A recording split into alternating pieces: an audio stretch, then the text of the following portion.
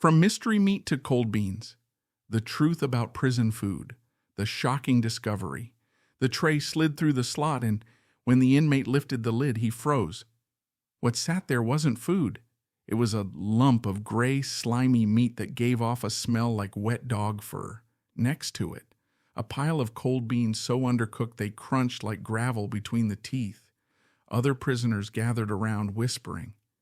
Some laughed, others gagged. This was dinner. But here's the question. If this is what inmates are eating, what's really going on behind the walls of America's prisons? Mystery meat. It didn't start with cold beans. The first shock came months earlier when inmates noticed the so-called beef stew wasn't beef at all. One man bit into it and spat it out instantly. Rubbery, sour, almost metallic. Another flipped the chunk over and swore it looked like liver. Rumors spread fast. Some said it was expired meat. Others believed it was scraps swept off slaughterhouse floors. At first they joked about it, calling it mystery meat. But the jokes didn't last long. Prisoners began getting sick, stomach cramps, diarrhea, even food poisoning that left men collapsed on the concrete. Guards shrugged it off, saying it was just complaints. The truth? A supplier had been caught cutting corners, sending in the cheapest leftovers they could get away with. But inmates weren't just angry. They were hungry. The mystery meat scandal set the tone for what came next. Because if the main dish was this bad, what about everything else? Cold beans. Breakfast was powdered eggs and watered-down milk. Lunch might be peanut butter that tasted like cardboard. But dinner, that's when the humiliation showed. The trays came out with beans, sometimes ice cold, sometimes burnt black. Inmates learned quickly you either ate them or went to bed starving. Some would trade cigarettes or ramen packs for anything better. Others just dumped their trays straight into the trash. One night the beans came out so hard they rattled on the tray like marbles. A riot almost started right there in the chow hall. Prisoners slammed their fists on tables, shouting.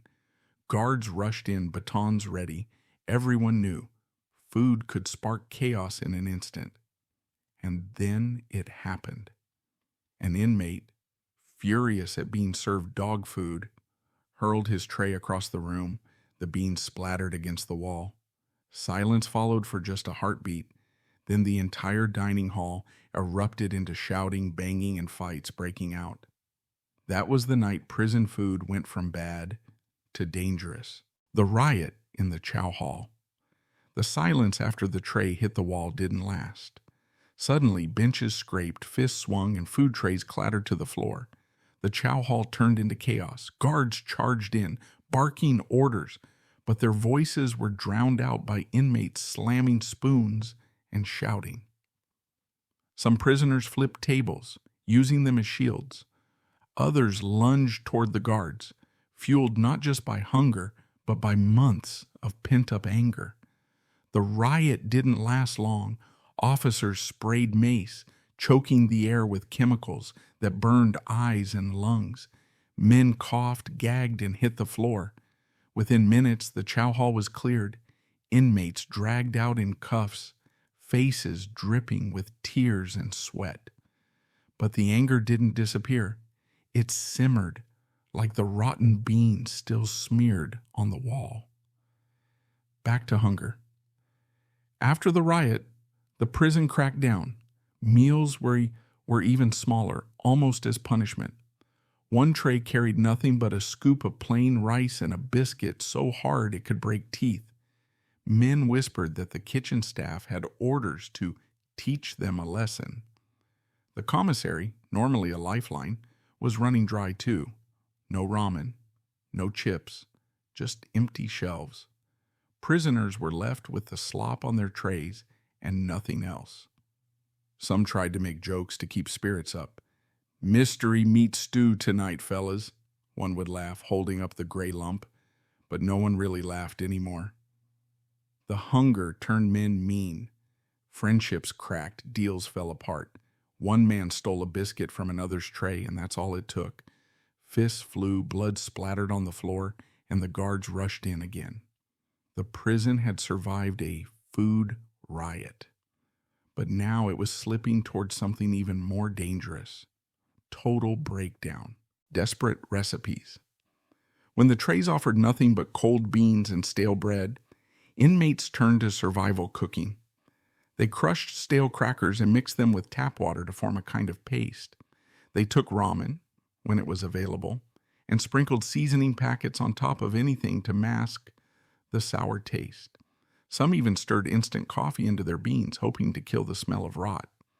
Others invented what they called spread, a mix of chips, noodles, beans, and whatever scraps they could trade. It wasn't pretty, but it was better than starving. Still, desperation brought risk. When one inmate refused to share his spread, a fight broke out in the cell block. The meal, barely edible, was smashed on the ground, wasted. But the breaking point came later that week. The rotten chicken incident. It was Chicken Day, a rare promise of real meat. The chow hall buzzed with anticipation. But when the trays arrived, the stench hit first. The chicken was greenish, slimy, and reeked of decay. Some prisoners gagged at the first bite. Others refused to eat at all. One man stood up, holding his piece of rotten chicken high in the air. He shouted, "They're feeding us garbage. We ain't animals." His voice carried across the room, and the other inmates cheered in agreement. Then he did the unthinkable. He hurled the chicken back at the guard station. The slimy meat slapped against the glass. The chow hall exploded again, louder than before. Trays were thrown like weapons, beans and rice flying through the air. Guards rushed in swinging batons. But the prisoners had reached a boiling point. This wasn't just about food anymore. This was about survival and respect. Crackdown. The rotten chicken riot didn't go unnoticed. Within hours, the prison went on lockdown. Cells slammed shut, lights flicked off, and the hallways echoed with silence. For days, no one left their cell. No yard, no visits. Just steel bars and the growl of empty stomachs. Meals were pushed through the slots, smaller portions, colder than ever, a scoop of beans, a piece of cornbread so dry it turned to dust in the mouth. Guards mocked prisoners as they slid the trays in. "Eat up, kings." Chef worked hard on that. But behind the doors, rage simmered. Some inmates tried to hold on, chewing slowly to trick their stomachs. Others just lay in their bunks, conserving energy, whispering about the next move. It wasn't a question of if another eruption would come. It was when. The boiling point. One evening, a rumor spread. The prison kitchen had served meat labeled "not fit for human consumption." The label, someone claimed, had been seen on a box carried inside. That rumor was all it took. By nightfall, men banged on their doors, demanding real food. The noise grew louder, echoing through every block, a storm of fists pounding steel. Guards shouted for silence, but the voices only rose. Then came the spark. A guard shoved a tray through the slot, laughing as he said, "Mystery meat's back on the menu." The inmate inside exploded. He flung the tray back, smashing it against the bars. The noise shot down the tier like a gunshot, and in seconds, the entire block erupted.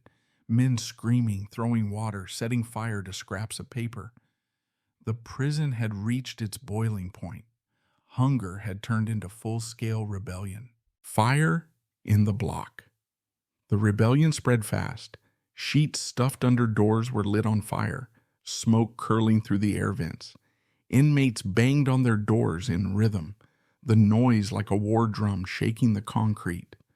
Guards rushed in with fire extinguishers, but every time they put one blaze out, another cell lit up. Prisoners hurled insults, spit, and whatever scraps they had left. The air filled with the bitter smell of burnt paper and plastic. From the outside, it looked like chaos, but to the men inside, it was the only way to send a message. We won't eat garbage anymore. Still, the fires brought punishment, harder lockdowns, stripped commissary, even smaller meals. The cycle tightened and anger grew sharper. The poison rumor. With food supplies cut to the bone, whispers started circulating. The prison was poisoning the trays. One inmate swore the beans made him dizzy. Another said the bread tasted of chemicals. By the end of the week, half the block refused to eat at all, trading trays away or dumping them straight down the toilet. The guards mocked them. "Starve if you want, it saves us money." But the paranoia turned deadly one night. A young inmate, convinced his tray was poisoned, smashed it on the ground and swore he'd rather die than eat the state's poison. His words shook the whole block. Minutes later, another prisoner collapsed, clutching his stomach, vomiting violently on the floor. The others screamed for medical help. Some shouted, "See, they're killing us." The scene spiraled out of control, panic, fear, and fury colliding in one violent moment. Starvation Tactics. After the poison scare, the prison administration doubled down. They claimed nothing was wrong with the food, but to make an example, they cut portions even further. Dinner trays now carried only a spoonful of beans, a slice of stale bread, and a cup of water. Nothing more. The hunger became unbearable. Men's cheeks hollowed, voices weakened. Arguments broke out over crumbs. A single biscuit became worth a week's worth of favors. Some prisoners started fasting on purpose, refusing to touch the trays. Others scraped mold off bread just to have something in their stomachs.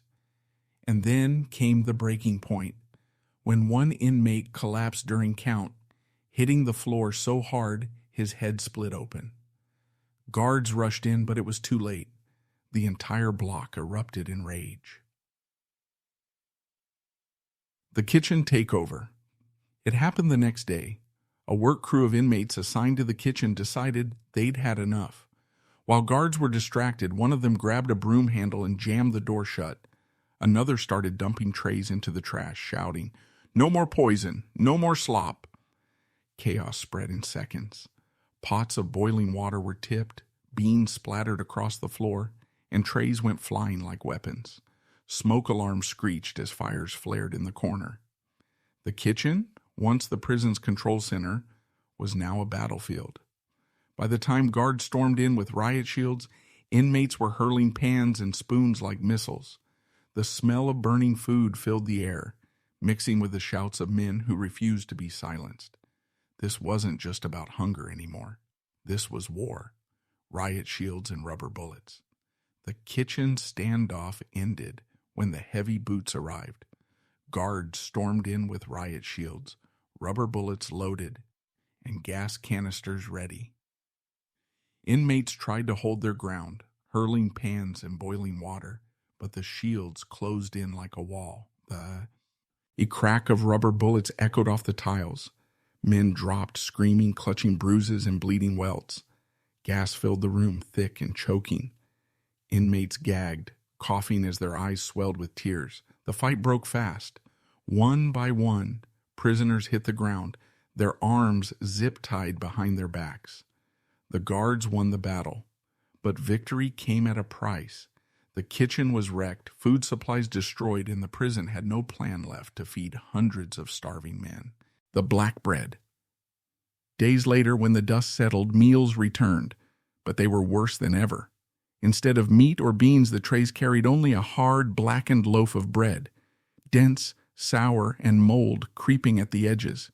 Watered-down broth was poured into cups, barely enough to swallow. The bread became infamous overnight. Some nicknamed it coffin loaf, others called it the brick. Eating it was punishment. And yet it was the only thing keeping men alive. But punishment fuels rebellion. One night, a prisoner who had been saving his black bread for later found it stolen.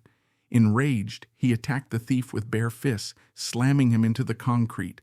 Guards swarmed, sirens blared, and blood stained the floor once again. The loaf wasn't just food anymore. It was a weapon, a trigger, and the start of the next explosion. The spread of rebellion. Word of the coffin loaf spread through every block. Inmates whispered through vents, tapped messages on pipes, and passed notes in laundry bags. Soon, entire tiers were refusing to eat. Trays piled up untouched, bread going stale in stacks outside the cells. Guards mocked the hunger strike, but they couldn't ignore the smell of rotting food filling the halls. At first, it was quiet resistance. But quiet doesn't last long in prison. One night, an entire row of inmates hurled their untouched bread through the bars, littering the floor with black bricks. The sound echoed like gunfire. The message was clear. We won't be broken. The night of broken glass. That defiance lit the spark. When guards came to collect trays, inmates began smashing them against the bars. The clang of steel and shattering plastic rattled the block. A guard shouted for order, but his voice was drowned out by a chorus of furious men. Suddenly, a window shattered. An inmate had ripped the tray into sharp edges and hurled it through the glass. Cold night air blasted in, carrying the sound of chaos across the yard. Alarms screamed, boots thundered. The riot squad stormed in again, shields raised, batons swinging. Inmates roared back, throwing bricks of black bread, broken trays, and anything else they could grip. The night of broken glass turned the prison into a battlefield. The war over food had spread beyond the chow hall. Now it was everywhere. The warden steps in. By dawn, the prison was scarred, windows smashed, doors dented, walls smeared with food and blood. The rebellion had spread too far for guards alone to control. That's when the warden arrived. He walked the tiers in silence, flanked by armed officers in riot gear. His polished shoes echoed on the concrete as he scanned the cells, his face cold, unreadable. Finally, he spoke through a bullhorn. You don't want your food? Fine. No food until order is restored. The words cut like a blade. The prisoners erupted in shouts, slamming fists on steel doors. Hunger had already been torture, but now it was a weapon, sharpened by the man in charge. Water cut off. The strike lasted into the night. With no food, men tried to survive on sink water and scraps hidden under mattresses. But the warden wasn't finished. The next morning, the sinks ran dry. No water, no food, nothing. Cells filled with the stench of sweat and desperation. Inmates pounded their doors, screaming, demanding water. Some licked condensation from the walls. Others pressed their mouths to toilet bowls, sipping what they could. Then came the breaking point. An older inmate collapsed, convulsing on the floor. His cellmate banged the door, shouting for help, but no one came. His cries turned into howls that echoed down the block. It was no longer just about hunger. It was survival against death. The prison had crossed a line, and the men inside were ready to strike back harder than ever. The secret plan. The block fell into silence after the collapse. Men whispered through vents, passing word of a desperate plan. If the prison wanted to starve them, they'd hit back where it hurt most, the kitchen. From their cells, inmates mapped it out. Those with work duty in the kitchen would strike first. Others would cause distractions, fires, noise, chaos. The goal wasn't just food. It was to show the warden that starving men can still fight. For days, the plan grew in the shadows, built from whispers and trust. Every man knew the risk. If they failed, punishment would be brutal. But if they succeeded, maybe, just maybe, they'd finally be heard. Flames in the kitchen. The night it happened, the signal was simple. A single scream stretched down the tier. Inmates with access to the kitchen moved fast. Pots of oil were tipped over, trays set ablaze, and smoke filled the vents. Guards rushed toward the fire, leaving other blocks unguarded. That's when the second wave hit. Men pounded their doors in rhythm, the sound thunderous. Fires broke out in Ish cans, paper burned and tossed through bars. Inside the kitchen, flames roared. Food supplies, already scarce, were destroyed in minutes. Black smoke curled into every hallway. When guards stormed in with shields and gas, the kitchen crew stood defiant, coughing but unbroken. One inmate shouted through the smoke, "You starved us, now you starve too!" The prison had lost its food, and now it was truly on the edge of collapse. The empty trays. The next morning, the routine clatter of trays sliding through slots never came. No breakfast, no lunch, no dinner. The kitchen fire had destroyed the last of the supplies. Guards wheeled out empty carts, their faces grim. For the first time, even the officers had nothing to eat. Inmates sat in silence, stomachs gnawing, waiting. Hours turned into days. Some grew so weak they lay on their bunks, barely moving. Others grew restless, pacing, pounding their fists, demanding food. Rumors spread fast, whispers that trucks carrying new supplies had been delayed, that the prison was collapsing under its own hunger. And then one night, the silence broke. The first breakout attempt. A group of desperate inmates made their move. Using scraps of metal hidden for weeks, they picked at the bolts in their cell door, working through the night. When the lock finally snapped, they crept into the dark hallway, hearts pounding. Their goal wasn't freedom, it was the pantry. The storage room still had canned goods, locked tight behind steel doors. But as they reached it, the alarm blared. Red lights flooded the block, boots thundered, and the escape turned into chaos. Guards stormed in with batons swinging. One inmate was caught instantly, slammed against the wall. Another made it to the pantry door, fingers brushing the handle before a rubber bullet knocked him flat. The attempt failed, but the message was clear. Men were now willing to risk their lives for a single can of food. Punishment block. After the breakout attempt, the prison answered with force. Dozens of inmates were dragged from their cells and thrown into the whole, tiny, dark isolation rooms with no beds, no lights, and barely enough air. The rest of the block was put on 24-hour lockdown. Trays returned, but they carried only water and a single slice of bread. Guards made sure everyone knew, pee out of line, and you starve harder. But punishment only deepened the fury. From their cells, inmates pounded on doors, shouting threats, chanting in unison. The sound traveled through the prison like thunder, shaking even the guards. The water revolt. By now, food wasn't the only weapon. The warden had already cut water before, and the threat hung heavy. One night, the taps ran dry again. No one could drink, wash, or flush.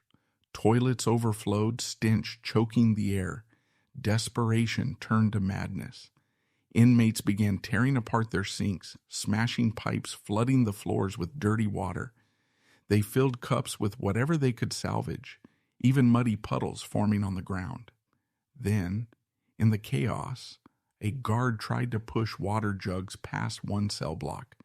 Prisoners rioted instantly, grabbing the jugs through the slots, splashing the water across the floor so no one else could drink.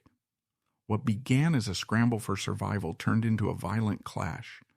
Guards stormed in swinging batons. Prisoners fought back with broken sink parts, fists, and fury. By the end of the night, the floors ran slick with blood and dirty water. The line between survival and destruction had all but disappeared. Outside forces called in. The chaos had grown too big for the prison walls to contain. Word of the hunger riots leaked outside. Families heard, local news caught wind, and soon headlines screamed about starving inmates and prison food riots. The warden made his move. Reinforcements were called in, state troopers, armored trucks, even a tactical response team dressed head to toe in black gear. When they rolled through the gates, the message was clear. This wasn't about meals anymore. It was about crushing resistance. The sight of helmets, rifles, and riot shields sent a chill through the blocks. Some inmates backed down, sinking into silence. Others swore revenge, vowing not to be broken, no matter how bad it got. The prison had turned into a war zone, and now outsiders were part of the fight. The yard explosion. To prove control, the warden opened the yard for the first time in weeks. He thought the show a force, snipers on the towers, riot shields on the ground. would keep inmates in line. But he miscalculated. As soon as men stepped onto the cracked pavement, they saw their chance. Groups formed tight, whispers racing like wildfire. When one inmate shouted, "We won't eat their poison," fists shot into the air. Within seconds, the yard erupted. Inmates hurled rocks at guards, benches were flipped, and smoke bombs rolled across the ground. Riot teams charged, shields clashing, batons swinging. The clash was brutal. Men fell on both sides, the yard soaked with sweat, blood, and tear gas.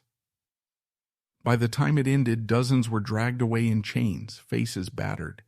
But the message was loud, undeniable. Food had sparked a full-scale war inside the prison. The state steps in. The prison was no longer just a prison. It was a crisis. News helicopters circled overhead, capturing smoke rising from the yard, and ambulances lined outside the gates. Under pressure from the media, state officials intervened. The governor's office announced an emergency review of prison food and conditions, but inside, inmates didn't trust promises. They'd heard it all before. The warden doubled patrols, ordered tighter lockdowns, and told guards to show no mercy. Every tray still carried the same: cold beans, black bread, and a cup of bitter water. Hunger gnawed harder, tempers burned hotter, and whispers spread of one final move, something so big it couldn't be ignored: the dining hall standoff. It happened at dinner. Trays were passed out in silence, beans cold, bread moldy. But instead of eating, inmates carried their trays into the middle of the chow hall and stacked them high, forming a tower of untouched food. The room went silent. Guards shifted uneasily, hands gripping batons. Then one prisoner stood on a bench and shouted, "Enough! We starve or we fight!" The tower of trays crashed to the ground, beans and bread scattering across the floor.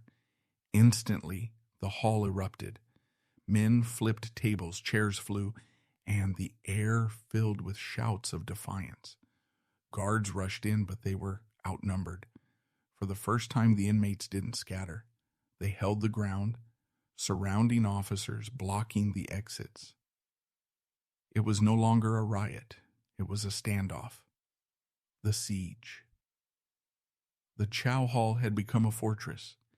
Inmates dragged tables and benches against the doors, stacking them as barricades. Shouts echoed through the walls. "Food or freedom!" Guards outside formed a perimeter, shields locked, gas canisters in hand. The warden's voice boomed through a bullhorn. "Stand down now or we'll come in swinging." But inside, the prisoners refused. Some smashed lights, plunging the room into shadows. Others armed themselves with sharpened plastic and broken chair legs. The hunger had twisted into rage. They weren't just demanding food anymore. They were demanding to be treated like human beings. The standoff dragged on for hours, tension thick as smoke, and then the first tear gas canister clattered across the floor. Gas and chaos. The canister hissed, filling the hall with white smoke.